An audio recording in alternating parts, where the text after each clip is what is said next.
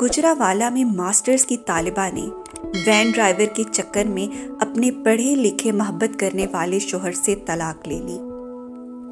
یہ میرے نہیں، سیشن کورٹ گجرانوالہ کے الفاظ ہیں۔ آپ حیران ہوں گے، صرف گجرانوالہ شہر میں 2005 سے 2008 تک طلاق کے 75,000 مقدمات درج ہوئے ہیں۔ ایک نیوز رپورٹ کے مطابق محض 10 مہینوں میں 12,913 خلا کے مقدمات تھے۔ صرف ستمبر کے مہینے میں گجرانوالہ شہر میں 2,385 خلا کے مقدمات آئے۔ آپ ہماری جینے مرنے کی قسمیں کھانے والی نسل کی سچی محبت کا اندازہ اس بات سے کریں کہ 2017 میں 5,000 خلا کے کیسز آئے، جن میں سے 3,000 لو میرجز تھیں۔ پاکستان کے دوسرے بڑے اور پڑھے لکھے شہر میں روزانہ اوسط 150 طلاقیں رجسٹرڈ ہوتی ہیں۔ یہ تو دیکھ کا صرف ایک دانہ ہے۔ عرب ممالک میں طلاق و خلا کا اوسط تو کئی یورپی ممالک سے بھی گیا گزرا ہے۔ اس سے انکار نہیں ہے کہ ان میں سے بہت سارے واقعات میں عام طور پر سسرال والوں کا لڑکی سے رویہ اور شوہر کا بیوی کو کوئی حیثیت نہ دینا بھی اصل وجوہات ہیں۔ نبی مہربان صلی اللہ علیہ وآلہ وسلم نے فرمایا، اللہ تعالیٰ کو جائز کاموں میں سب سے زیادہ ناپسندیدہ طلاق ہے۔ ایک عالم دین نے کیا خوب فرمایا تھا، یہ قوم اسلام پر مرنے کے لیے تیار ہے لیکن اسلام پر جینے کے لیے تیار نہیں ہے۔ آپ قرآن کا مطالعہ کریں تو سورۃ البقرہ سے لے کر والناس تک چلے جائیں، آپ کو نماز، روزہ، حج، زکوٰۃ میں سے کسی ایک فرض کی تفصیلات نہیں ملیں گی۔ آپ کو یہ تک نظر نہیں آئے گا کہ نماز کا طریقہ کیا ہے، آپ کو ان عبادات کی تسبیحات تک نہیں پتہ چل پائیں گی۔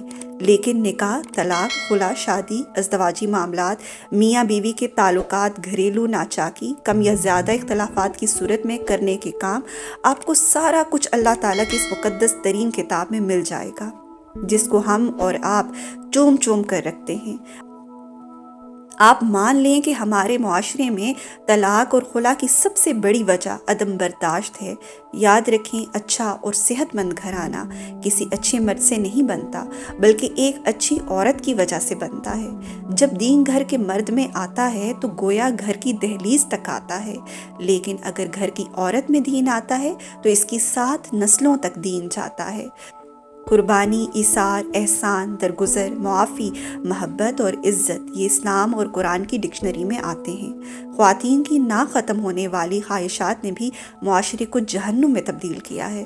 الیکٹرانک میڈیا نے گوٹھ گاؤں اور کچی بستیوں میں رہنے والی لڑکیوں تک کے دل میں شاہ رخ خان جیسا آئیڈیل پیدا کر دیا ہے۔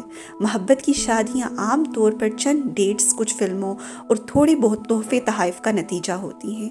لڑکیاں اور لڑکے سمجھتے ہیں کہ ہماری باقی زندگی بھی ویسی ہی گزرے گی جیسا فلموں میں دکھاتے ہیں، لیکن فلموں میں کبھی شادی کے بعد کی کہانی دکھائی ہی نہیں جاتی ہے۔ اس سے فلم فلاپ ہونے کا ڈر ہوتا ہے۔ گھریلو زندگی کی تباہی میں سب سے بڑا عنصر ناشکری بھی ہے۔ کم ہو یا زیادہ، ملے یا نہ ملے، یا کبھی کم ملے، پھر بھی ہر حال میں اپنے شوہر کی شکر گزار رہیں۔ سب سے بڑی تباہی اس واٹس ایپ اور فیس بک سوشل میڈیا نے مچائی ہے۔ پہلے لڑکیاں غصے میں ہوتی تھی یا ناراض ہوتی تھی تو ان کے پاس اماں، ابا اور دیگر لوگوں تک رسائی کا کوئی ذریعہ نہیں ہوتا تھا۔ شوہر شام میں گھر آتا، بیوی کا ہاتھ تھام کر محبت کے 4 جملے بولتا، کبھی آئس کریم کھلانے لے جاتا اور کبھی ٹہلنے کے بہانے کچھ دیر کا ساتھ مل جاتا، اور اس طرح دن بھر کا غصہ اور شکایات رفع ہو جایا کرتی تھی۔ لیکن ابھی ادھر غصہ آیا نہیں اور ادھر واٹس ایپ پر سارے گھر والوں تک پہنچا نہیں۔ یہاں میڈم صاحبہ کا موڈ آف ہوا اور ادھر فیس بک پر اسٹیٹس اپلوڈ ہو گیا، اور اس کے بعد یہ سوشل میڈیا کا جادو وہ گل کھلاتا ہے کہ پورے کا پورا خاندان تباہ و برباد ہو جاتا ہے، یا نتیجہ خودکشیوں کی صورت میں نکلتا ہے۔ مائیں لڑکیوں کو سمجھائیں کہ خدا را اپنے شوہر کا مقابلہ اپنے باپوں سے نہ کریں۔